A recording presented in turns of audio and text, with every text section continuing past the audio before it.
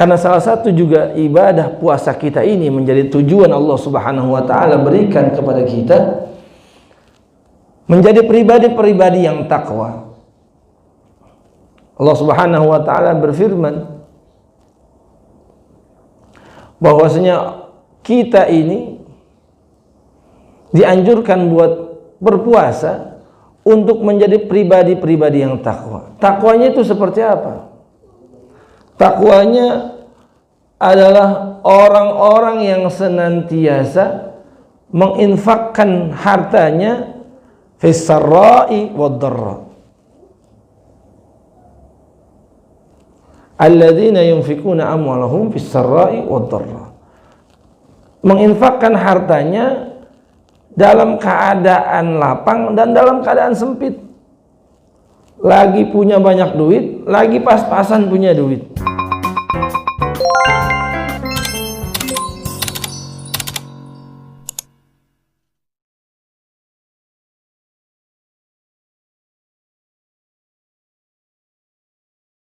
Bismillahirrahmanirrahim. Assalamualaikum warahmatullahi wabarakatuh.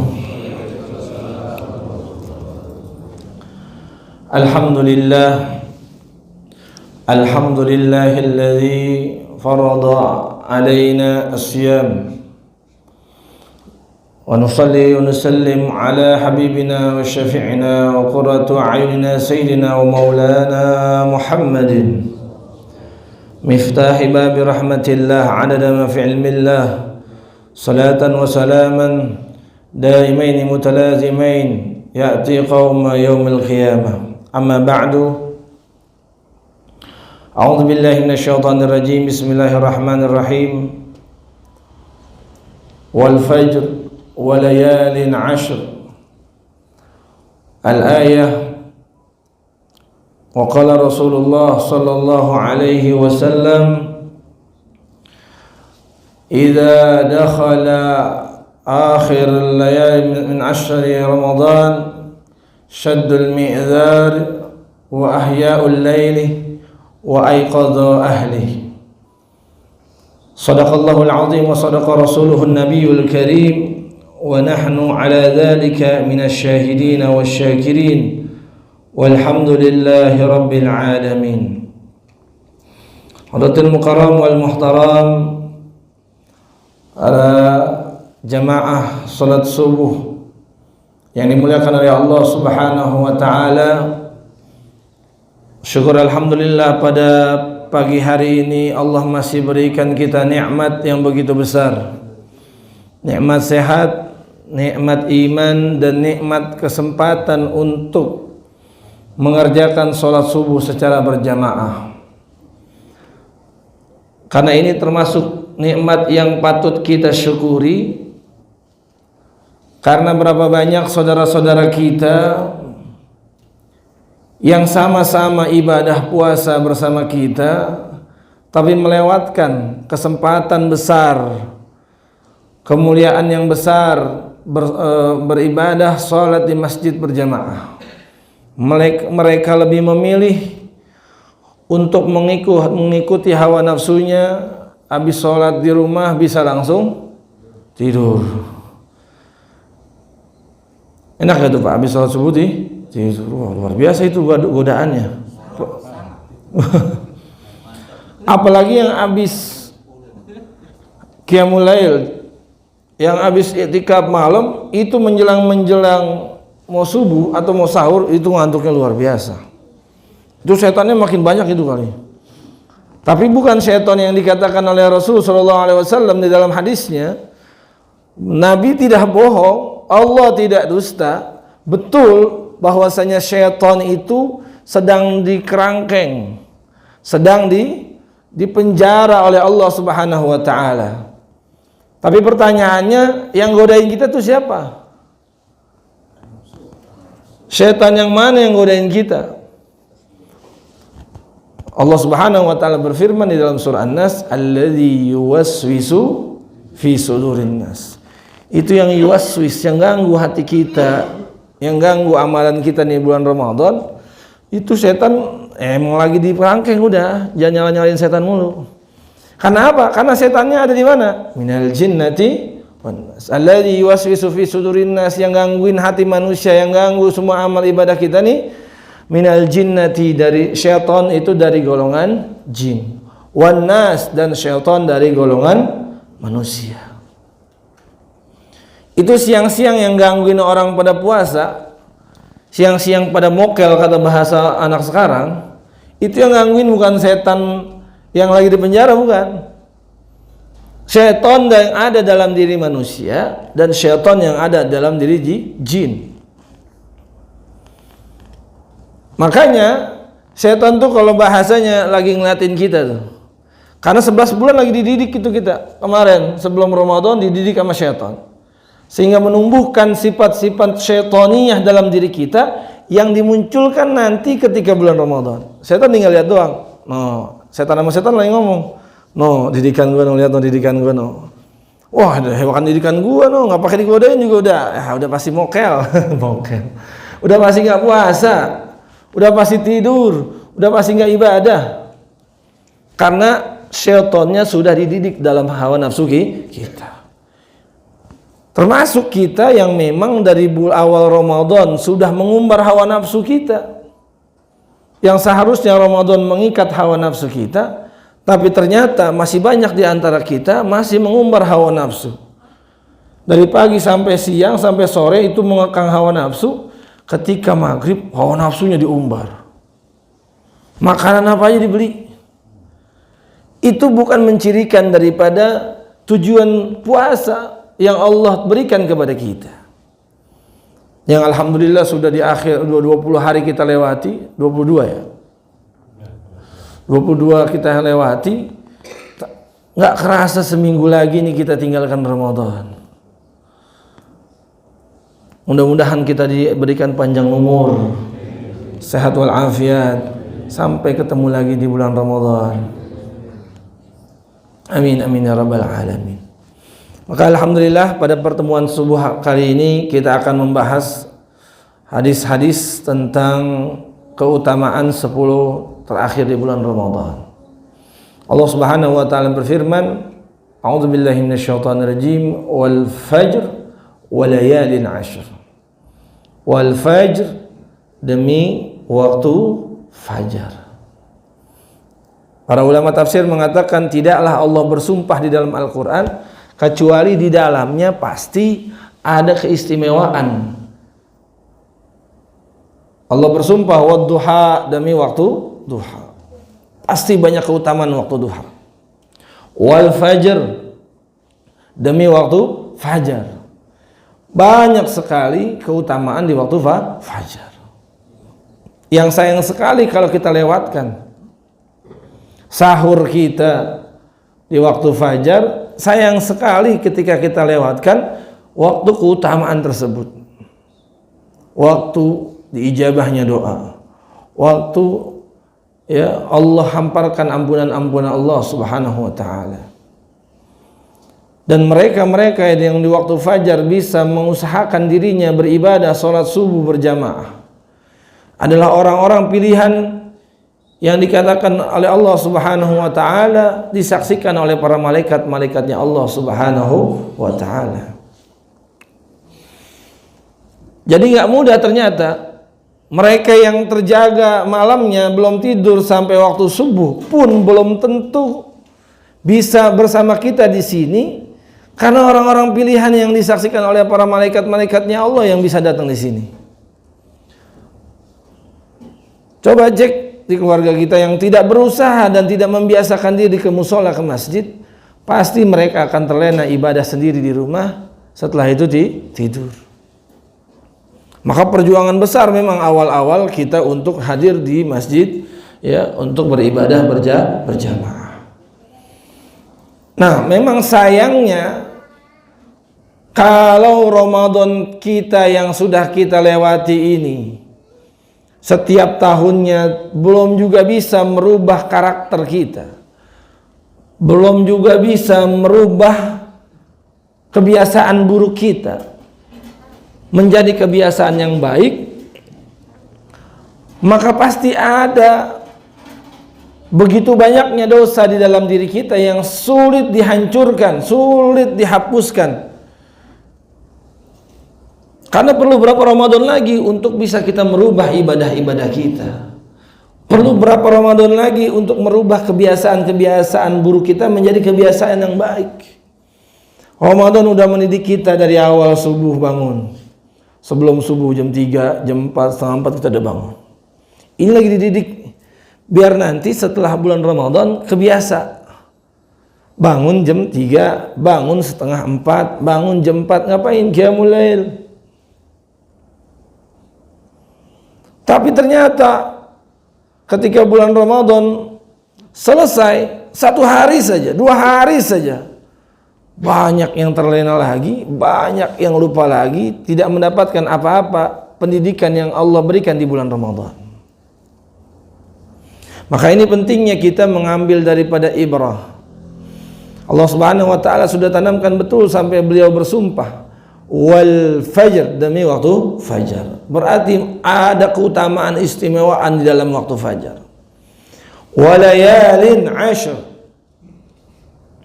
Ulama tafsir banyak menafsirkan walayalin ashr. Ada yang mengatakan ini 10 hari di awal bulan Zulhijjah. Ada yang mengatakan 10 hari di akhir bulan Ramadan. Nah, banyak juga yang menafsirkan ayat ini teristimewakannya 10 terakhir di bulan Ramadan.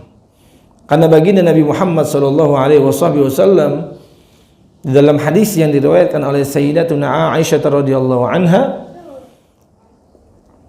bahwasanya beliau berkata, kana Rasulullah SAW idza dakhala al-ashr al-awakhir min Ramadan, kalau udah masuk nih 10 akhir bulan Ramadan, syaddal mi'zar, Nabi mengencangkan sarungnya.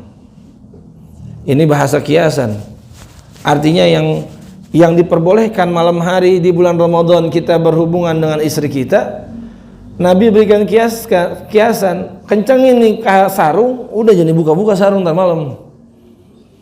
Datang ke masjid, datang ke musola untuk i'tikaf. Ngapain? Ahyaul lail. Setelah syaddul mi'zar, menghidupkan malam. Pakai apa menghidupkan malamnya? Ya dengan ibadah, termasuk dengan sholat tarawih. Seminimal-minimalnya kita nggak bisa bangun malam atau nggak bisa sholat malam, minimal tarawih jangan tinggal. Ini kalau udah tarawih ditinggal juga, sholat malam kagak, bagaimana ahyaul lail? Karena apa? Nggak sempurna puasa kita. Karena dalam hadis Rasulullah SAW katakan, man shoma ramadana wa qama Ramadana imanan wa ihtisaban ghufira lahu ma taqaddama min dzambi. Jadi siangnya shoma, malamnya qoma. Orang shoma doang siangnya, malamnya enggak qoma, belum sempurna pahala puasanya.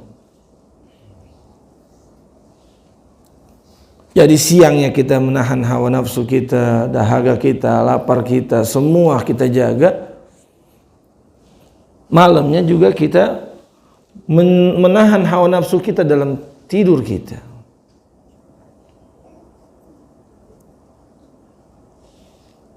Nah kemudian ahyaul lail, menghidupkan malam. Di sini dalam hadis lain Rasulullah SAW yang diriwayatkan juga oleh Sayyidatuna Aisyah, ba'da Isya Rasul itu sudah memakai wewangian untuk menyiapkan dirinya menyambut malam Lailatul Qadar. Tapi bukan malam ganjil aja, bukan. Salahnya kita ngincar malam Lailatul Qadar, ganjil doang i'tikaf. I'tikaf di mana? Bisa nggak di rumah? Para ulama sepakat i'tikaf itu disunahkan di masjid, bahkan dianjurkan di masjid jami'. Masjid jami' maksudnya apa? Masjid yang memang digunakan untuk sholat Jumat. Kalau di sana nggak ada musola dahulu. Ada masjid semua. Ada masjid ghairu jami'. Tapi luar biasa memang. Sekarang kita lihat masjid di mana-mana. Musola di mana-mana. Bahkan musola sekarang sudah menamakan masjid juga sekarang. Ada di daerah sana namanya Masjid Khairul Jami'. Ya nggak apa-apa, nggak salah. Karena yang membedakan masjid dengan masjid yang lainnya itu ya jami'nya saja. Ini masjid, seberang masjid, yang pakai jami' yang mana? Itu. Nah nanti banyak persyaratan dah tuh.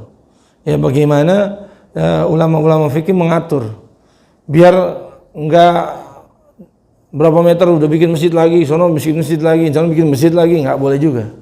Ya, kurang bagus. Kalau nanti udah terhalang jalan raya, kemudian jamaahnya juga udah membludak di sini, di seberang mau bikin lagi, baru ada ikhtiar mau bikin masjid lagi, silakan.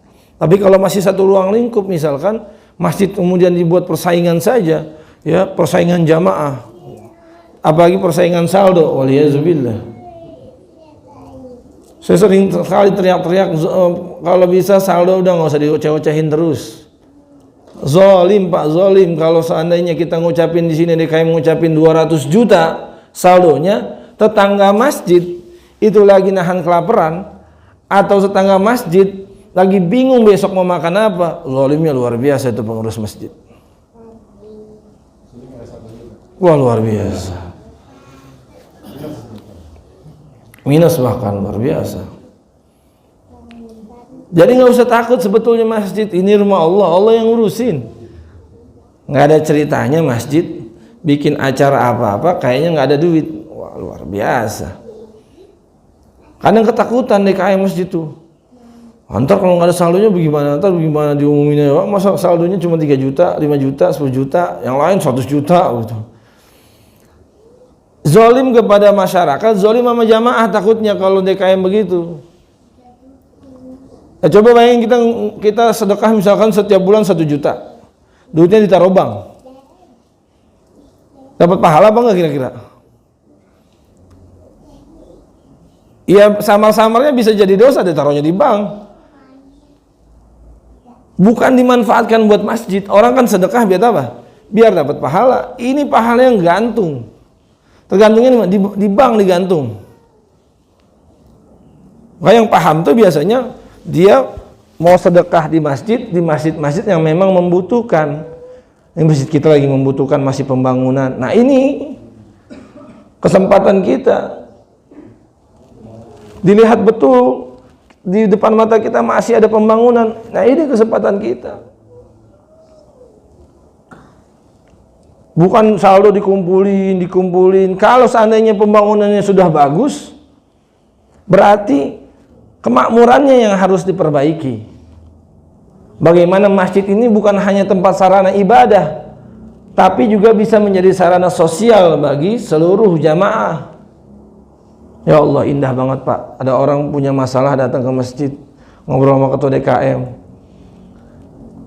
dikasih pinjaman di di Masjid Raya Bintaro tuh punya baitul mal yang betul-betul hebat, dan mereka juga punya masadirul a'mal, punya sumber-sumber keuangan yang dikelola oleh masjid, jadi nggak ngandelin infak doang, duit dikelola betul-betul. Makanya alhamdulillah masjid kita udah bagus dalamnya. Kita lihat luarnya, kalau belum bagus, cepat-cepat buru-buru kita berlomba-lomba untuk bersedekah, infak, ya di jalan Allah Subhanahu wa taala. Karpet yang dibelikan dari harta kita ini setiap harinya dosanya mengalir, pahalanya mengalir untuk mereka-mereka yang menginfakkan hartanya di jalan Allah Subhanahu wa taala. Karena setiap ibadah itu belum sempurna kalau tidak didampingi dengan infak. Saya ingat betul ketika saya berangkat umroh, ini mutawifnya luar biasa, mancing jamaah buat ngeluarin duit.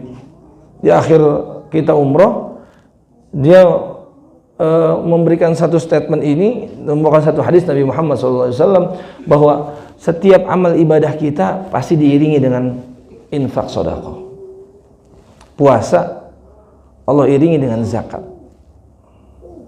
Salat kita berjamaah Allah anjurkan di awal hari kita untuk sedekah.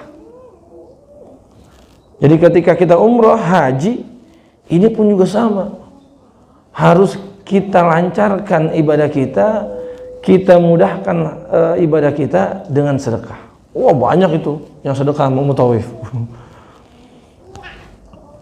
Jadi jangan gelap mata kita ibadah di sini, tapi kita ngelihat tempat kita ibadah, kok masih begini-begini aja, kok masih belum ada progresnya. Harusnya kita bisa melek. Dan ini buat melancarkan daripada amal-amal kita yang lain. Karena salah satu juga ibadah puasa kita ini menjadi tujuan Allah Subhanahu wa taala berikan kepada kita menjadi pribadi-pribadi yang takwa. Allah Subhanahu wa taala berfirman bahwasanya kita ini dianjurkan buat berpuasa untuk menjadi pribadi-pribadi yang takwa. Takwanya itu seperti apa? Takwanya adalah orang-orang yang senantiasa menginfakkan hartanya fis sarra'i wad dharra. Alladzina yunfikuna amwalahum fis sarra'i wad dharra. Menginfakkan hartanya dalam keadaan lapang dan dalam keadaan sempit. Lagi punya banyak duit, lagi pas-pasan punya duit. Kemudian apa lagi yang dilakukan? Wal kadhiminal ghaiz. Orang puasa itu disuruh nahan hawa marahnya, hawa nafsu amarahnya.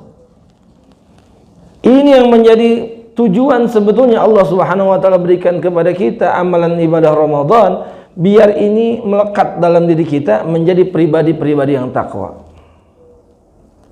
Nah, orang takwa itu tadi yang pertama orang yang senantiasa berinfak di jalan Allah fis sarra'i wad dharra. Itu orang yang bertakwa. Jadi takwa yang dibicarakan oleh khatib setiap hari itu, setiap Jumat, itu minimal daripada orang yang bertakwa itu kayak begitu. Imtithalu awamirillah wajtinabun nawahi, mengerjakan perintah-perintah Allah dan menjauhkan larangannya. Perintahnya itu terperinci. Orang yang bertakwa itu. Kata Allah Subhanahu wa taala yang tadi, alladzina yunfiquna amwalahum fis sarra'i wad dharra. Mereka yang menginfakkan hartanya dalam keadaan senang dan dalam keadaan susah. Yang kedua, wal kadhiminal ghaiz. Mereka yang senantiasa bisa menahan amarahnya. Kan di sini ajang kita untuk menahan amarah. Di puasa tiba-tiba ada yang bikin kita sewot di jalanan, itu masih ngucapin kebun binatang, berarti belum orang bertakwa. Lagi naik mobil enak-enak santai-santai, tiba-tiba ada yang nyalip ibu-ibu emak-emak, sen ke kiri, sennya ke kanan, belok ke kiri, ting, walaupun nggak ngucap nih, tapi klaksonnya kayaknya kesel. Wal kadhimil ghaiz, belum bisa nahan hawa nafsu amarahnya. Apalagi sama saudara-saudaranya yang udah ketahuan sebelum Ramadan pada berkia-kia, pada berantem, pada begini. Di Ramadan masih pada berantem aja, itu belum ada pribadi takwa dalam dirinya. Seharusnya sebelum masuknya Ramadan harus bisa membersihkan dirinya dari hal-hal amarah dalam dirinya kepada manusia lainnya.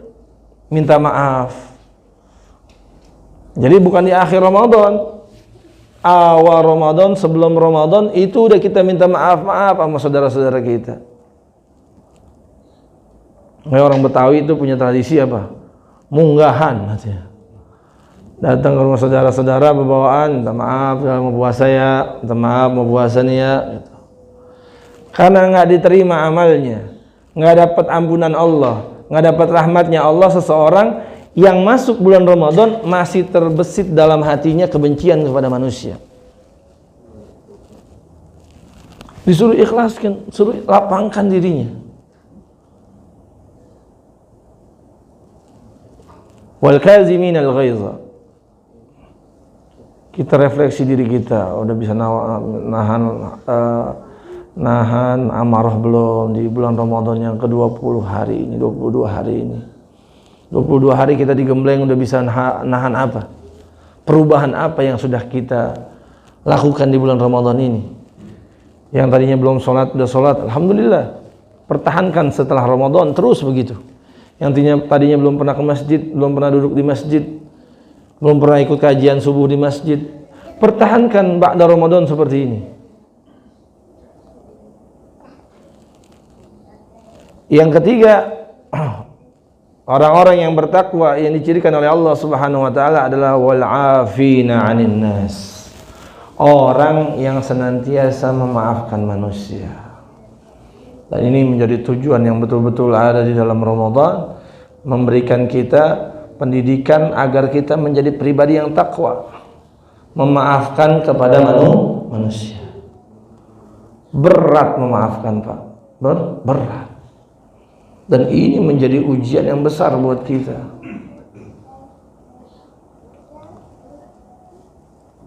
Dan ini menjadi tujuan Allah Subhanahu wa taala, ya ayyuhalladzina amanu kutiba alaikumusiyam kama kutiba alal ladzina min qablikum la'allakum tattaqun. Agar kita semuanya bertakwa kepada Allah Subhanahu wa taala.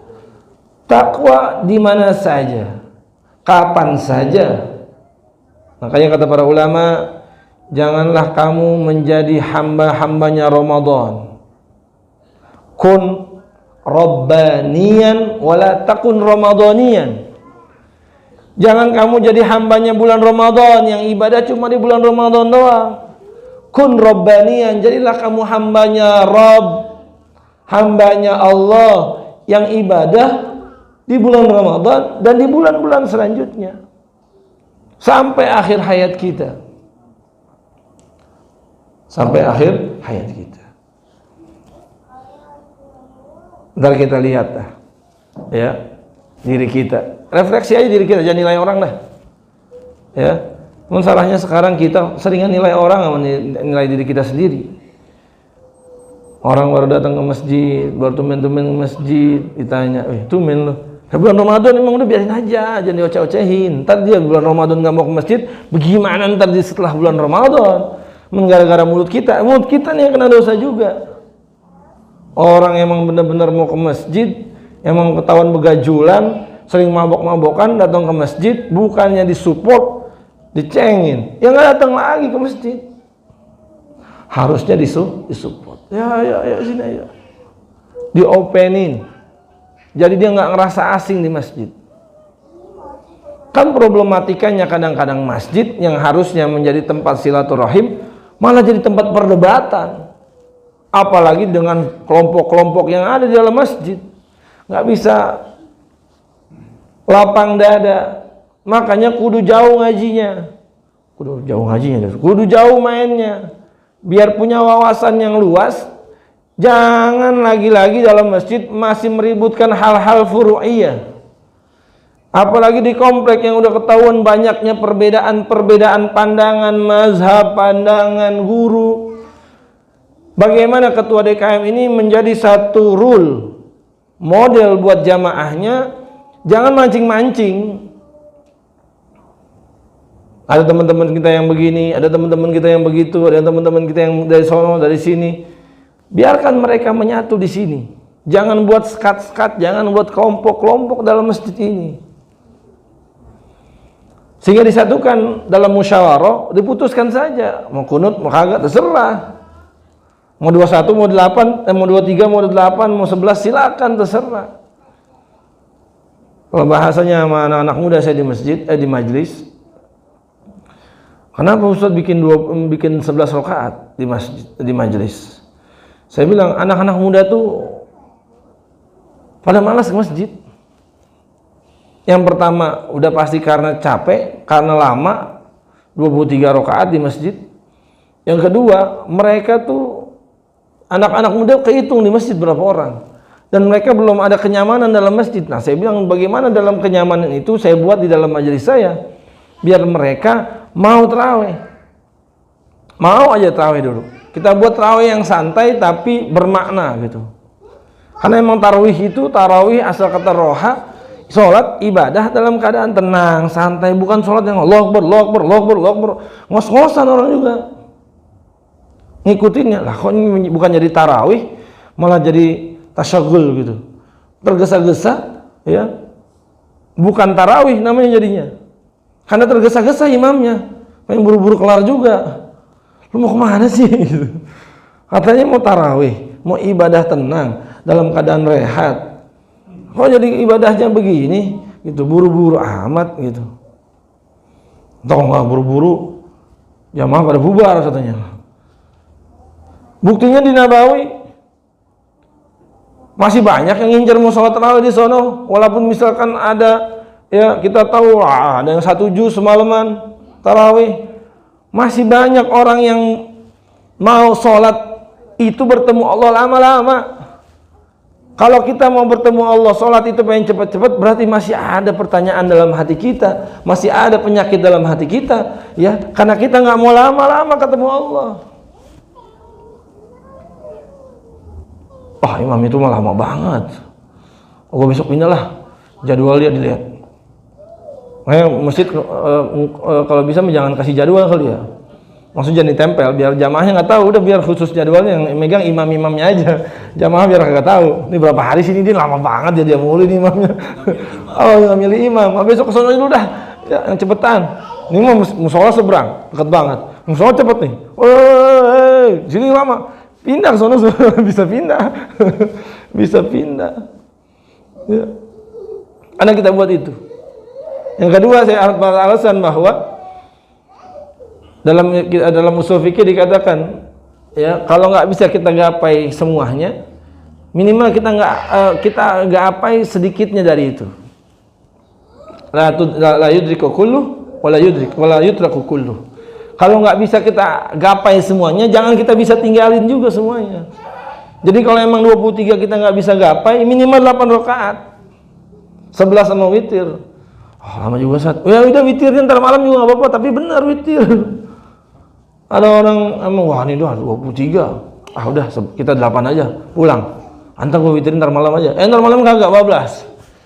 Kan setan itu bentar dalam hatinya juga main. Oh, udah ntar aja witirnya, udah emang capek, udah ntar aja witirnya ntar malam. Tiba-tiba malam kebablasan, tiba-tiba langsung sahur buru-buru, udah nggak dapet witir. Cuma gara-gara ego, ini 23, aku 8 aja, aku langsung pulang lah. Sebenarnya dia bisa, kalau mau main 8, dia mundur, dia witir dulu 3 rakaat sendiri, ya selesai, udah pulang baru. Karena kalau udah di rumah, wah setannya banyak ini dalam hati kita, setan yang ada dalam diri kita gitu. Dan ntar aja istirahat dulu, tidur dulu. Kata Nabi kan, ntar kalau mau sholat malam, ya kalau udah ditutup sama witir, ntar malam nggak bisa sholat malam lagi tuh. Udah setan lagi tuh. Setannya setan yang ngaji tuh begitu. Karena dalam hadis dikatakan juga la sholat ba'dal witr. Udah nggak ada sholat lagi setelah witir. Padahal sholat sunnah ya boleh lagi, ya boleh lagi.